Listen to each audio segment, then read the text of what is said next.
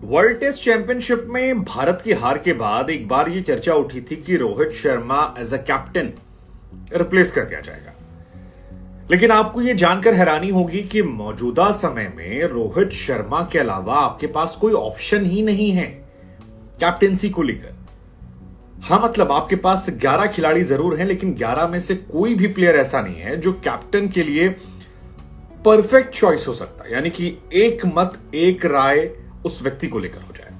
और यही वजह है कि चयनकर्ताओं ने यह फैसला लिया है कि फिलहाल रोहित शर्मा वेस्टइंडीज दौरे पर टीम में कप्तान होंगे और उसके बाद दिसंबर तक जब उन्हें काफी टाइम मिल जाएगा तो वो ये सोचेंगे कि यार खिलाना किसे, मतलब कौन कैप्टन बनने लायक है।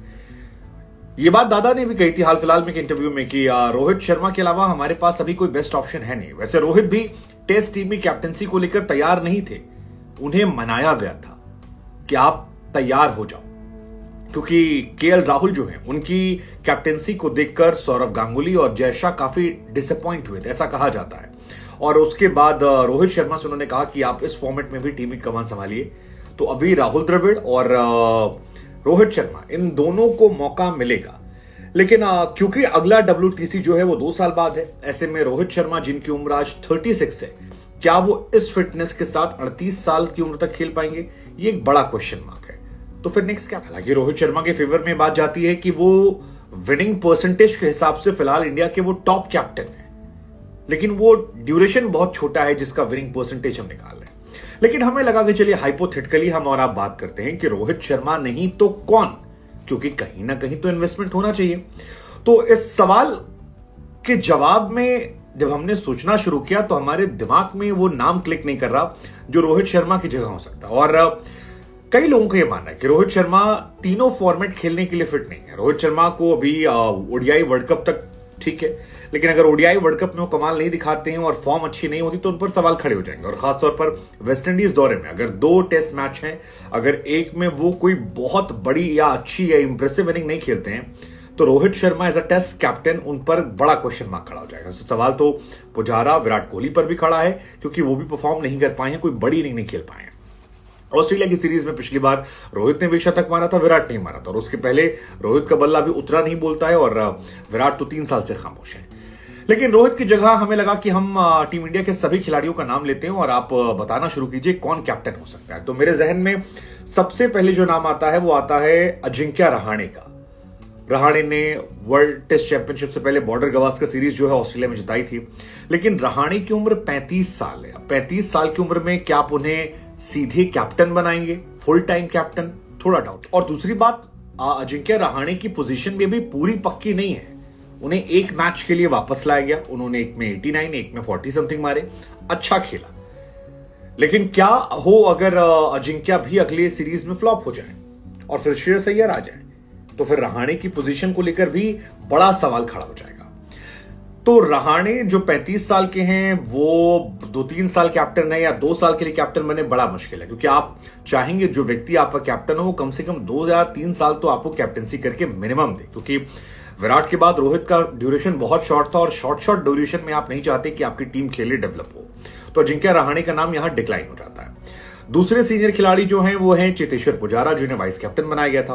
अब पुजारा जी अपनी पोजीशन को लेकर स्ट्रगल कर रहे हैं, मतलब उनके चांसेस तो ना के बराबर हैं, क्योंकि वो वेस्टइंडीज दौरे पर बाहर हो सकते हैं। हालांकि खबर आ रही है कि शायद एक मौका उन्हें और दिया जाएगा और इस सीरीज में उन पर कोई बड़ा एक्शन नहीं होगा।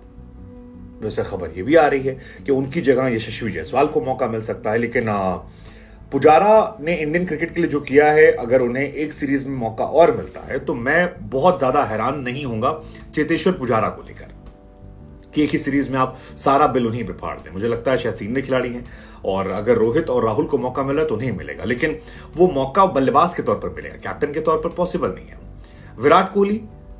विराट कोहली क्या वापस कैप्टन बनना चाहेंगे? बहुत मुश्किल। मतलब विराट क्यों चाहेंगे कि जिस कैप्टेंसी को उन्होंने छोड़ा उसको वापस ले, अगर वो आरसीबी कैप्टेंसी नहीं ले रहे? और विराट भी ये जानते हैं कि वो भी ऑलमोस्ट 35 हो गए हैं, 2 साल उनके लिए भी क्वेश्चनेबल है। और प्लस विराट कोहली की भी एज अ बैट्समैन फॉर्म बहुत अच्छी नहीं है। अगर वो एक 186 वाली पारी हटा दे तो उनका एवरेज बीते 3 सालों में केवल 25 के आसपास का है। तो कोई बात नहीं कर रहा क्योंकि कई और खिलाड़ी खराब खेल रहे हैं, लेकिन विराट की पोजीशन भी टीम इंडिया में टेस्ट टीम में बहुत पक्की नहीं है। मतलब 3 साल से यही चल रहा है कि विराट फॉर्म में आ गए हैं, विराट फॉर्म में आ जाएंगे, विराट आ गए हैं, और इसको लेकर भी अप एंड डाउन चल रहे हैं। तो आपका 3 नंबर का बल्लेबाज खारिज हो गया, 4 नंबर खारिज हो गया, 5 नंबर खारिज हो गया। अब 6 नंबर पर आते हैं जडेजा। जडेजा चॉइस हो सकते हैं, लेकिन जडेजा भी 35 साल के हैं। दूसरा, सीएसके में जब कप्तानी की थी तो सीएसके काफी मैचेस हार गई थी और उसके बाद धोनी ने वापस कैप्टनसी रीटेक ली थी, तो उनका एज अ टेस्ट बैट्समैन बहुत अच्छा रिकॉर्ड नहीं है। मेरी नजर में कप्तान अच्छे हो सकते थे रविचंद्रन अश्विन। मतलब मुझे लगता है कि वो बहुत शार्प क्रिकेटर हैं, ब्रेन बहुत अच्छा है, लेकिन अश्विन के साथ समस्या ये है कि विदेशों में आप अश्विन को खिलाते ही नहीं है। जब अश्विन और जडेजा में आपको एक चुनना होता है तो आप जडेजा की तरफ स्लाइटली झुक जाते हैं। तो जिस प्लेयर की टीम में पोजीशन पक्की नहीं है वो कैप्टेंसी कैसे कर सकता है? और इसके अलावा अश्विन भी 35 साल के हैं, तो क्या आप उन्हें कैप्टन बनाएंगे? और वो भी तब जब अगली बार लॉर्ड से मुकाबला होना है। बहुत अब एक ऑप्शन बचता है जसप्रीत बुमराह। जसप्रीत बुमराह अच्छे वाइस कैप्टन बन रहे थे, कैप्टन बन सकते थे, लेकिन बुमराह को जिस तरह चोट लगी है, उनकी recovery as a test player हो जाए और वो खेल जाए, ये मुझे बड़ा मुश्किल लगता है कि वो परमानेंटली टेस्ट खेल पाएंगे। बहुत मुश्किल है, और टेस्ट क्रिकेट में वो खप जाए मुझे नहीं लगता है। तो उनकी कैप्टनसी के चांसेस जो हैं वो भी काफी ज्यादा कम हो जाते हैं। उनकी फिटनेस को देखते हुए मुझे नहीं लगता वो इतने फिट होंगे। ऋषभ पंत बन सकते थे, ऋषभ पंत के पास एज थी, ऋषभ पंत के पास टेस्ट में परमानेंट जगह थी, लेकिन ऋषभ की चोट जिस तरह है बहुत मुश्किल है कि क्या वो फुल फ्लैश जैसे ऋषभ पंत हुआ करते थे वैसे ही आएंगे। अब पहला तो टीम में जगह पाना अगले 1 साल में टफ है, कैसे वो आते हैं, उनको खिलाया जाए। उसके बाद क्या वो विकेट कीपिंग अपने घुटनों को मोड़कर उसी तरह से कर पाएंगे, बहुत बड़ा सवाल है। और 1 साल तक आप क्रिकेट से दूर हैं, तो जब आप वापस लौटेंगे क्या बल्लेबाजी में आपके वही टच मिलेगा जो 1 साल पहले था? ये भी अपने आप में एक बड़ा सवाल है। तो उन पर सीधे कैप्टन बनाकर बोझ डालना मुझे नहीं लगता कि अगले 1 साल में पॉसिबल है।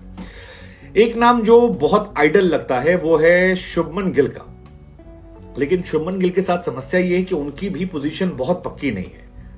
मतलब वो अच्छा खेले हैं आईपीएल वाईपीएल में, ओडीआई में अच्छा खेले, लेकिन टेस्ट क्रिकेट में उनकी जगह भी पूरी तरह पक्की नहीं है।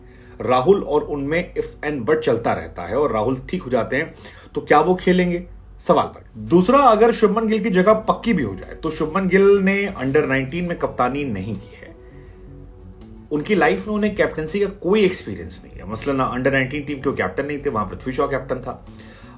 केकेआर के लिए वो खेले, वहां वो कैप्टन नहीं थे, और उसके बाद वो खेलने आ गए गुजरात में, तो वहां हार्दिक पांड्या कैप्टन है, तो उनकी चांसेस भी कम हो जाते हैं। ऐसा हो सकता है कि शुभमन गिल को ग्रूम कर दिया जाए, कि किसी एक सीनियर खिलाड़ी के साथ जोड़कर उन्हें ग्रूम किया जाए, ये पॉसिबिलिटी हो सकती है उनके साथ।